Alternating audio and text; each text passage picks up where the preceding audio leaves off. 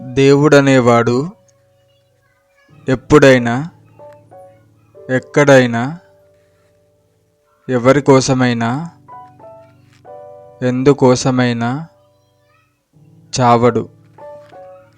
అలా చస్తే వాడు దేవుడు ఎలా అవుతాడు?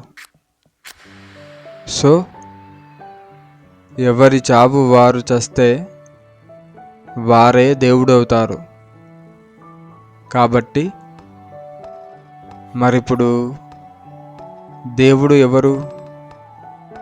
నువ్వా, నేనా, లేక మనందరం అనుకుంటున్నా ఆ దేవుడా?